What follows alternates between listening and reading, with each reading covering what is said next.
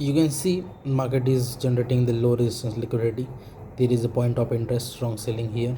I don't know market going to this side or this side. I will decide that from the price action. As you can see, the London session is accumulative session, so the New York, which is the third session, is the most probably a volatile session. So I'm showing you a 4 PO3 setup. As you can see, this is accumulation going manipulation from point of interest. As you can see, SMT, as we get 1 minute SISD, we will immediately enter and target it up to this point. You can see there is imbalance, and here exactly 4-hour candle closed, and in just 20 to 30 minutes we get our distribution move.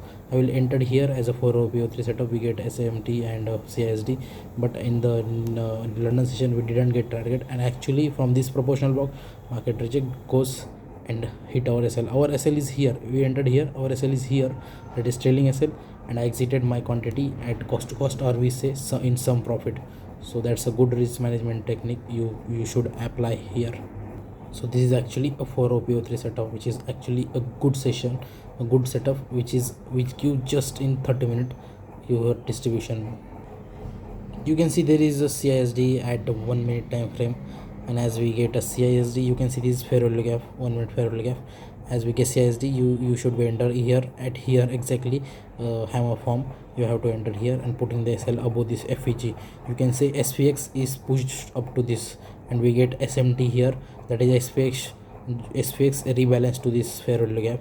So now we Nasdaq doesn't need to rebalance this fair value gap, so we will enter from here directly, and we get a target. As you can see here, a very strong selling, and still strong selling came, but we don't care because our target is this, not the lower side. So do not greedy more. I want to tell you one thing, that wicks are very important. You should consider them as a supply zone. Here as you see, market go upside and does not sweep this liquidity and actually sell. Why this happened? Because this week the consequent encroachment of this week has act as a supply zone, it is a resistance. So you have to be think about that. I will show you another example.